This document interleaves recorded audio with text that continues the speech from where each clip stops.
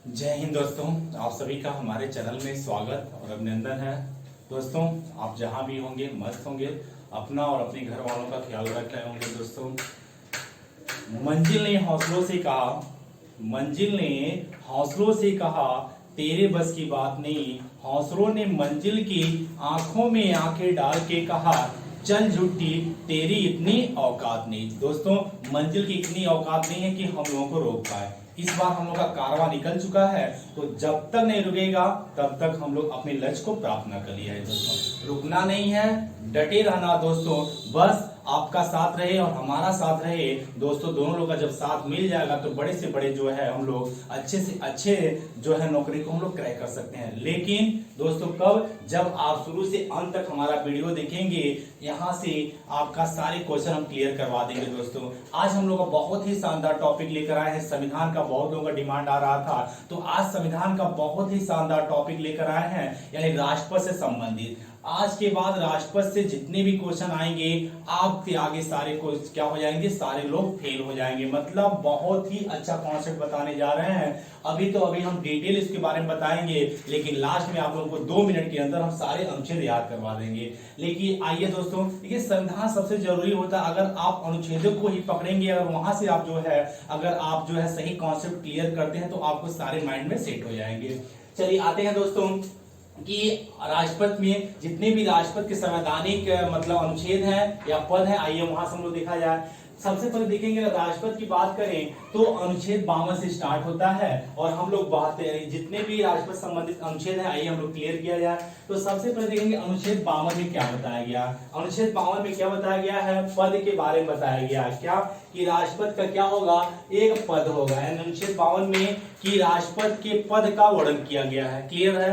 अगला है आपका अनुच्छेद नंबर 53। अनुच्छेद नंबर 53 में क्या बताया गया है? राष्ट्रपति के कार्यपालिका शक्तियां। राष्ट्रपति की कार्यपालिका शक्तियां का मतलब ये होगा कि संघ की कार्यपालिका की शक्तियां किसमें निहित होती हैं? तो आंसर आता है राष्ट्रपति में निहित होती है। यानी संविधान शक्तियां किसको देता है? राष्ट्रपति को देता है। लेकिन इसका उपयोग कौन करता है दोस्तों? प्रधानमंत्री करता है। अब ध्यान देंगे, इसमें एक शब्द आया कार्यपालिका। कार्यपालिका का मतलब क्या होता है? कार्यपालिका में आपके राष्ट्रपति रहेंगे। कौन रहेंगे? आपके राष्ट्रपति रहेंगे।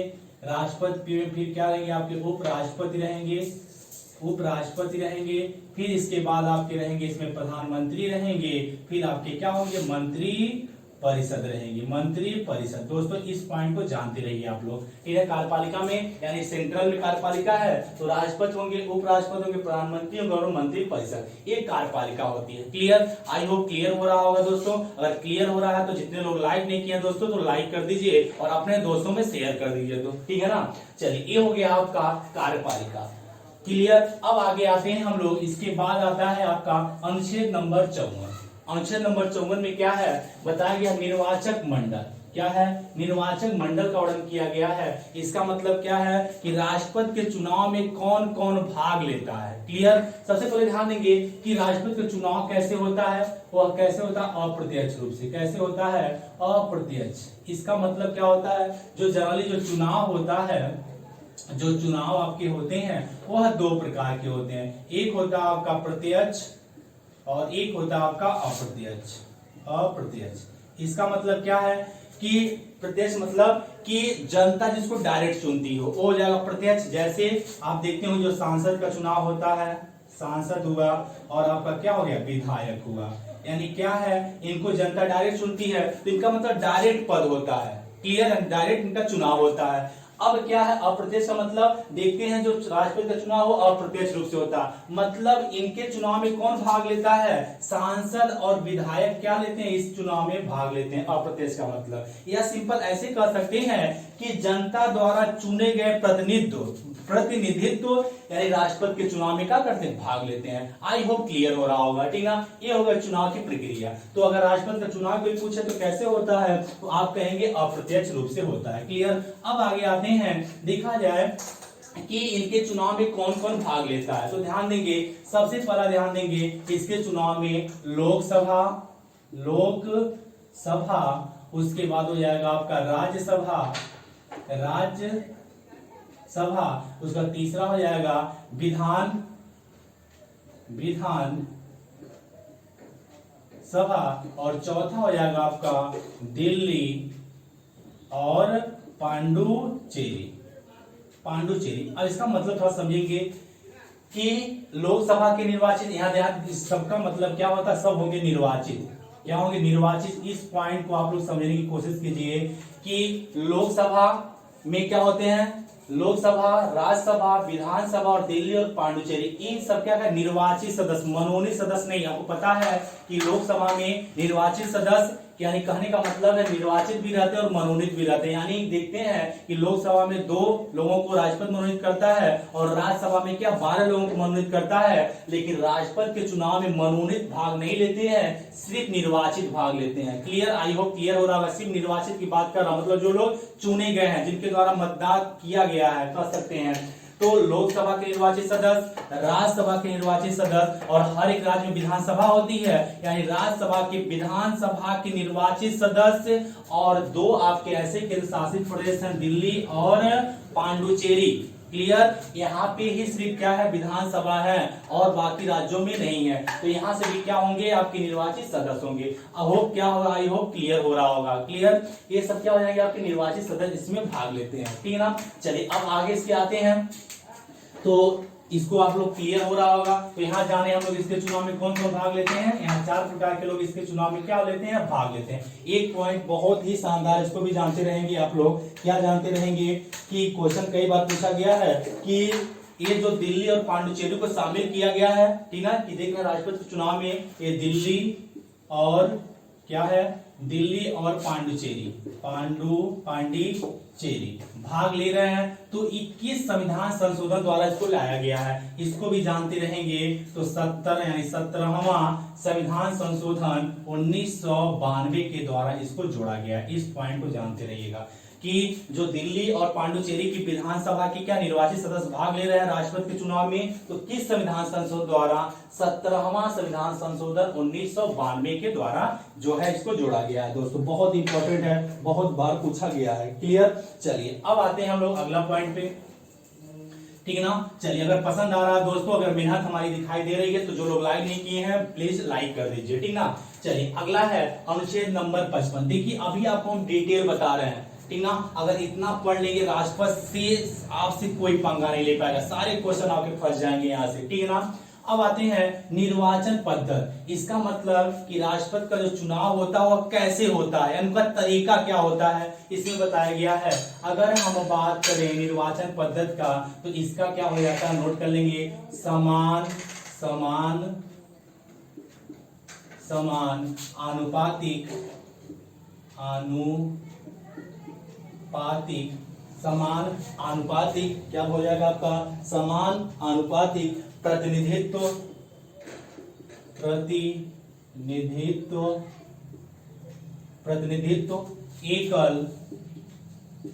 एकल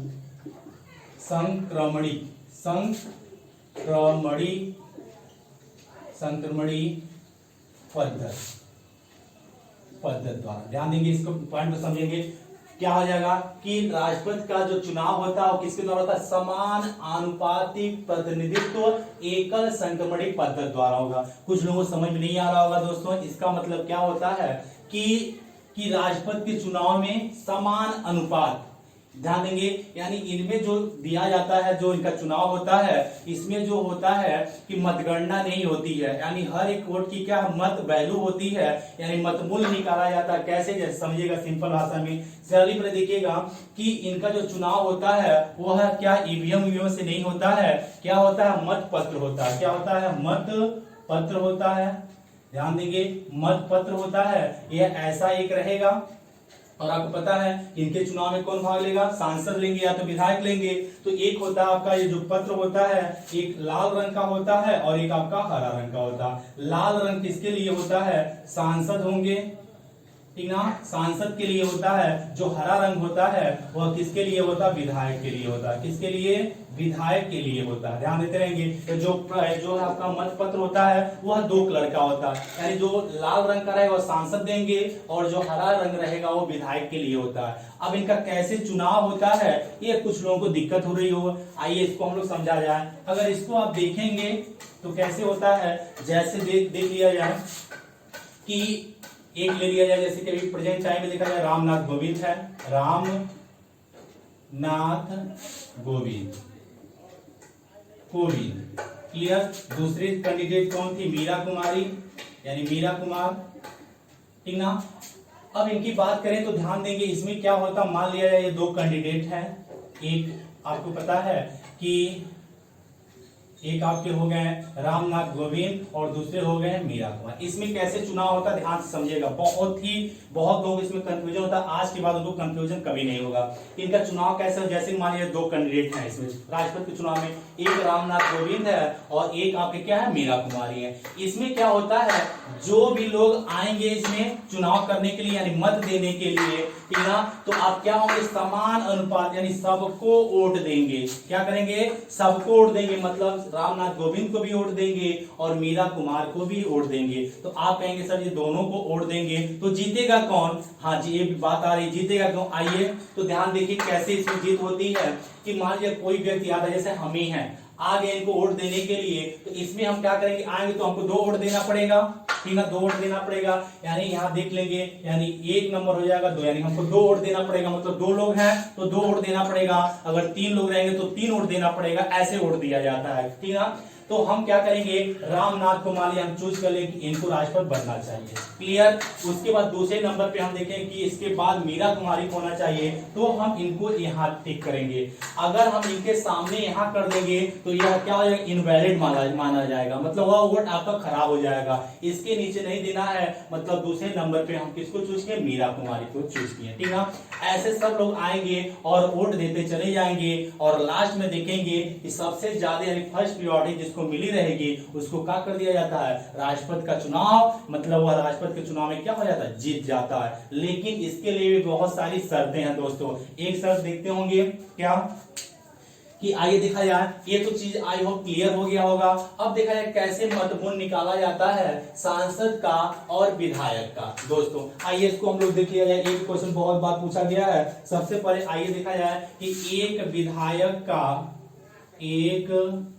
विधायक का मतमूल कैसे निकाला जाता है, एक विधायक का मतमूल कैसे निकाला जाता है। दोस्तों ये भी क्वेश्चन बहुत बार पूछा गया है। तो क्या हो जाएगा इसमें निकालने का तरीका, कुल राज्य की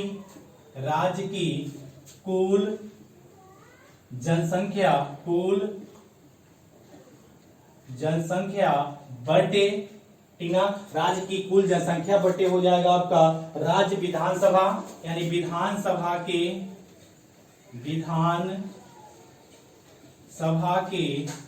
निर्वाचित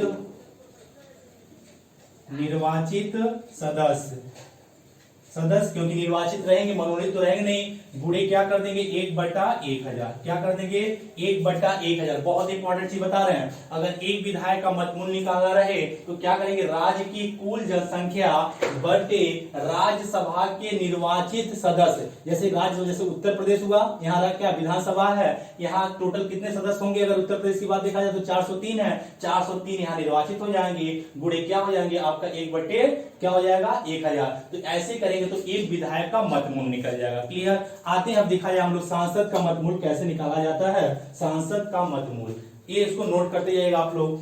अगला है आपका सांसद का अगर मतमूल निकालना रहे तो चलिए मिटा देते हैं सांसद का मतमूल। तो यहां नोट करेंगे एक सांसद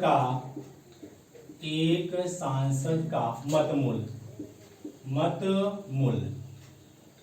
मूल निकालना रहे तो कैसे निकालेंगे, एक सांसद का मतमूल अगर निकालना रहे तो ये हो जाएगा आपका सभी विधानसभाओं का, यानी सभी विधानसभाओं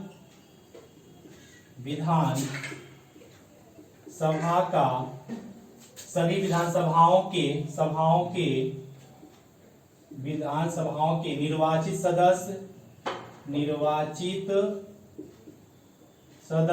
यानी सभी, यानी जितने टोटल विधानसभा है, यानी टोटल कहने का मतलब 28 राज्य और 2 केंद्र शासित प्रदेश दिल्ली और पांडिचेरी, इन सबको मिला दिया जाएगा। तो क्या हो जाएगा, सभी निर्वाचित सदस्य को मिला दिया जाए और नीचे नोट कर दिया जाएगा, नीचे नोट क्या होगा कि संसद के निर्वाचित सदस्य क्या हो जाएंगे, संसद के निर्वाचित सदस्य, क्या हो जाएगा, निर्वाचित सदस्य हो जाएंगे। अब क्या करेंगे, ध्यान देंगे कि एक सांसद का मत मूल्य निकालना रहे तो सभी विधानसभा के निर्वाचित सदस्य बटे संसद के निर्वाचित सदस्य। इसका मतलब क्या, संसद का मतलब क्या, लोकसभा और राज्यसभा के जो निर्वाचित सदस्य रहेंगे वो नीचे रहेंगे और ऊपर क्या रहेंगे, यानी 28 राज्य और 2 केंद्र शासित प्रदेश के जो निर्वाचित सदस्य रहेंगे, यहाँ से इसको निकाल दिया जाएगा तो आपका क्या निकल जाएगा, एक सांसद का मत मूल्य निकल जाएगा। ये भी क्वेश्चन आपसे पूछे जाते हैं जो है निकालने के लिए। आई होप क्लियर हो रहा होगा। ये निकल गया आपका सांसद का मत मूल्य। अब ध्यान देंगे इसके लास्ट में, ध्यान देंगे कि अगर राष्ट्रपति का होगा कि इनको वोटिंग कैसे की जाएगी, सारा चीज हम लोग देख लिया गया। यहाँ क्या होता है, कोटा निकाला जाता है कि राष्ट्रपति का कोटा कैसे निकाला जाता है। कोटा निकालने का सूत्र क्या होता है, V/S + 1+1। यहाँ V क्या है, V मतलब कुल वैध मतों का वोट है, S मतलब क्या है, राष्ट्रपति के सीट एक ही होता है ना, एक होता है, +1 करेंगे +1 करेंगे। इसका मतलब क्या है कि मान लिया जाए V मान लिया कुल वैध मत कितना मान लिया जाए, 100 मान लिया जाए। अगर क्या है, यस मतलब क्या है, सीट है, सीट राष्ट्रपति की कितनी होती है, एक ही होती है, प्लस हम क्या कर देंगे 1 + 1 कर देंगे तो ये हो जाएगा 100 बटा कितना हो जाएगा 200 + 1, तो इसको काटेंगे कितना हो जाएगा 50 + 1 बराबर कितना हो जाएगा 51% हो जाएगा। तो ये हो जाएगा, क्या हो जाएगा, जो राष्ट्रपति 50% यानी 50% से ऊपर पाएगा उसी को विजेता घोषित किया जाता है। तो ये होता है राष्ट्रपति का कोटा निकालने का सूत्र होता है। ठीक ना दोस्तों, अगर वीडियो अच्छा लग रहा है तो प्लीज आप लोग जो है लाइक कर दीजिए, और अभी तक हमारा जो है बहुत सारे दोस्तों में नहीं पहुंचा है हमारा वीडियो, आप लोग पहुंचा दीजिए दोस्तों। अगर मेहनत हमारी दिखाई दे रही है तो बिल्कुल आप लोग, अगर आपके लिए हम मेहनत कर रहे हैं तो आपका भी फर्ज बनता है कि शिक्षा को जितना हो सके उतना फैलाया जाए। ये हो गया आपका जो है राष्ट्रपति से संबंधित बहुत सारा चीज। ये सब अभी जो है राष्ट्रपति का क्या निर्वाचन पद्धति चल रहा है, ठीक है ना। अब आते हैं अगले अनुच्छेद पे हम लोग आते हैं, ठीक ना। एक पॉइंट और जानेंगे, ये जो मत मूल्य निकालने का जो होता है, ये जो मत मूल्य निकाला जा रहा है यह जनगणना जो है 1971 से यह निकाला जा रहा है। कब से, 1971 तक। और कब तक चलता रहेगा दोस्तों जानते रहिएगा, यह चलता रहेगा जो है 84वां संविधान संशोधन, यानी 84वां संविधान संशोधन 2001 लिया गया है, यानी 84वां संविधान संशोधन 2001 में हुआ है। इसके तहत जो है कब तक ये सीटें चेंज नहीं होगी, इसमें मतलब बदलाव नहीं होगा, 2026 तक इसमें कोई बदलाव नहीं होगा, यानी यही प्रोसेस चलता रहेगा। ठीक ना, आगे आते हैं हम लोग, ठीक ना। चलिए इसके बाद आप निकालेंगे अनुच्छेद नंबर 56। अनुच्छेद नंबर 56 में क्या बताया गया है, कार्यकाल, कि राष्ट्रपति का कार्यकाल कितना होता है। सबको पता है राष्ट्रपति का कार्यकाल कितना होता है दोस्तों, 5 वर्ष होता है। कितना होता है, 5 वर्ष होता है राष्ट्रपति का कार्यकाल होता है, ठीक है ना। अगला आते हैं अनुच्छेद नंबर 57। अनुच्छेद नंबर 57 में कितना होता है कि बताया गया है पुनः निर्वाचन, ठीक ना, पुनः निर्वाचन, यानी राष्ट्रपति का इसमें बताया गया 57 में पुनः निर्वाचन। इसका मतलब ये है कि राष्ट्रपति जितनी बार चाहे राष्ट्रपति बन सकता है, इसमें कोई नियम नहीं है कि 1 बार बन सकता है, 2 बार बन सकता है, 3 बार बन सकता है, ऐसा नहीं। हाँ, कुछ देशों में ऐसा है कि वह, जैसे देखा जाए अमेरिका में कोई राष्ट्रपति 2 से अधिक बार नहीं बन सकता, जैसे यूएसए में कि 2 से अधिक बार नहीं बन सकता दोस्तों, लेकिन अपने भारत में ऐसा कुछ नहीं है। अब आते हैं योग्यता, देखा जाए कि राष्ट्रपति की योग्यता क्या होती है, ठीक है ना। चलिए योग्यता देखा जाए, योग्यता हम लोग देख लेते हैं कि राष्ट्रपति की योग्यता क्या होनी चाहिए, ये भी बहुत इंपॉर्टेंट है, राष्ट्रपति की योग्यता क्या होनी चाहिए। चलिए अगर योग्यता की बात करेंगे दोस्तों, इसको जानते रहेंगे कि इनकी उम्र क्या है, कम से कम 35 साल होनी चाहिए। कम से कम कितनी साल होनी चाहिए, 35 साल होना चाहिए। अगला पॉइंट नोट करेंगे कि यह भारत के क्या होने चाहिए, भारत के नागरिक होने चाहिए, भारत के नागरिक होना चाहिए। अगला है लोकसभा, अगला है लोकसभा के, अगला पॉइंट नोट करेंगे, लोकसभा के सदस्य बनने की योग्यता रखना चाहिए, लोकसभा के सदस्य बनने की योग्यता होनी चाहिए। चौथा पॉइंट, पागल और दिवालिया नहीं होना चाहिए। क्या, पागल और दिवालिया नहीं होना चाहिए, और कह सकते हैं लाभ के पद पर नहीं होना चाहिए। अगला बहुत ही इंपॉर्टेंट पॉइंट बताने जा रहे हैं, इसमें 50 क्या होना चाहिए, प्रस्तावक होना चाहिए, 50 प्रस्तावक होना चाहिए और 50 अनुमोदन होना चाहिए, अनुमोदन होना चाहिए। ये आपके लिए बहुत जरूरी, कई बार पूछा गया है कि राष्ट्रपति की योग्यता में कितने प्रस्तावक होना चाहिए और कितने अनुमोदक होना चाहिए, 50-50 होना चाहिए। इसका मतलब क्या है कि लगभग 100 लोग, यानी 100 मतलब सांसद और विधायक मिलकर क्या करना चाहिए, सपोर्ट करना चाहिए राष्ट्रपति बनने के लिए। जैसे प्रस्तावक का मतलब क्या कि 50 लोग इनका प्रस्ताव रखेंगे कि इनको राष्ट्रपति बनना चाहिए, और 50 अनुमोदक का मतलब इनका सपोर्ट करेंगे 50 लोग, ठीक ना, ये होता अनुमोदक। क्लियर, 50 प्रस्तावक और 50 अनुमोदन होना चाहिए। ये हो गया राष्ट्रपति की योग्यता से संबंधित प्रमुख यानी विभिन्न बातें। दोस्तों इसको बाहर कोई भी क्वेश्चन नहीं बनेगा, बस हमारे साथ बने रहिए, सारा राष्ट्रपति आज हम क्लियर करवा देंगे। क्लियर, अगला आते हैं योग्यता हो गया शर्तें। शर्त में क्या बताया गया है कि पद के लिए कोई शर्तें नहीं होनी चाहिए। क्या होना चाहिए, पद के लिए कोई शर्त नहीं होना चाहिए। यानी इसका मतलब क्या है कि निर्वाचित होते ही, क्या है, निर्वाचित होते ही जिस सभा के क्या होंगे, सदस्य होंगे, वह क्या हो जाएगा, उनको छोड़ना पड़ेगा। यानी कहने का मतलब ये है कि अगर राष्ट्रपति बन जाएंगे, जिस भी इनकी मतलब सदन की सदस्यता रहेगी, चाहे लोकसभा चाहे राज्यसभा, तो वो पद क्या करना पड़ेगा, त्यागना पड़ेगा। ये होता है शर्तें। अगला है शपथ। अब शपथ की बात करता है, अनुच्छेद नंबर 60 में क्या बताया गया, शपथ, कि राष्ट्रपति को शपथ कौन दिलाता है, तो क्या दिलाएंगे, आपके मुख्य न्यायाधीश। क्या दिलाएंगे कि मुख्य न्यायाधीश, इनको क्या करते हैं दोस्तों, मुख्य न्यायाधीश इनको क्या करेंगे, शपथ दिलवाएंगे। अगर किसी कारण जो है मुख्य न्यायाधीश नहीं रहे या कह सकते अनुपस्थिति में कौन दिलाता है, तो इनको दिलाएगा आपका, कौन दिलवाएगा, जो सर्वोच्च न्यायालय के वरिष्ठ न्यायाधीश होंगे, वह क्या करेंगे, इनको जो है वोट दिलाएंगे। दोस्तों ये भी क्वेश्चन बहुत इंपॉर्टेंट है।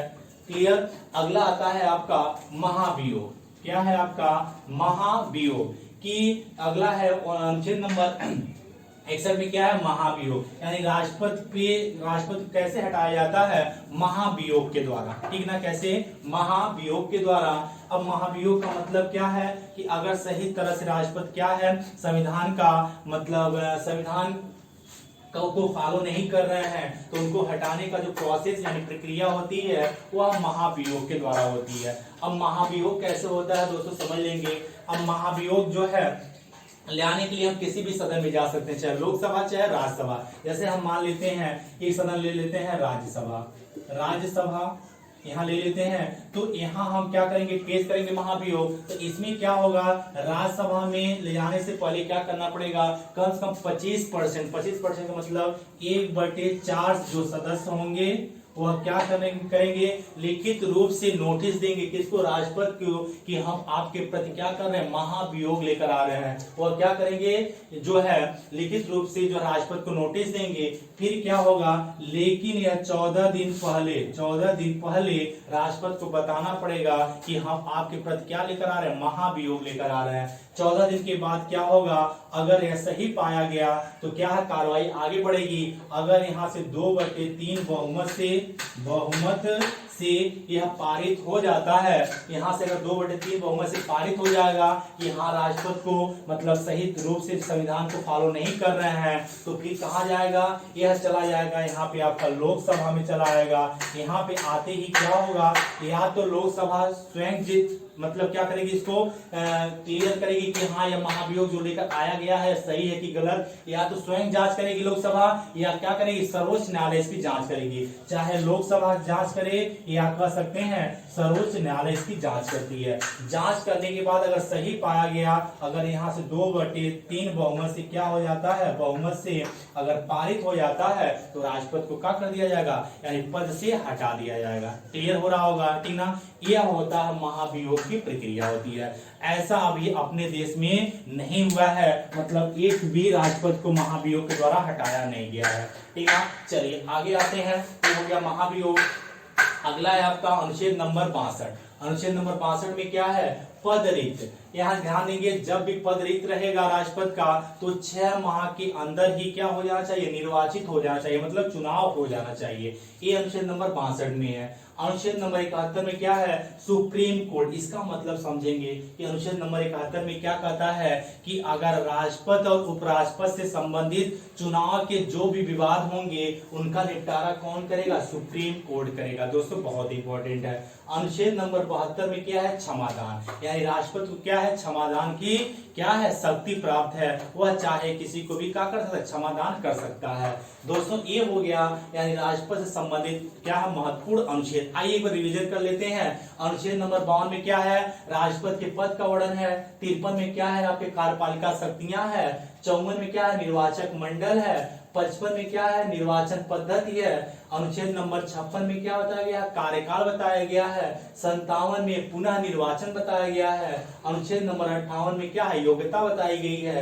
अनुच्छेद नंबर 59 में क्या है, पद के लिए शर्तें बताई गई हैं। अनुच्छेद नंबर 60 में क्या है, शपथ है।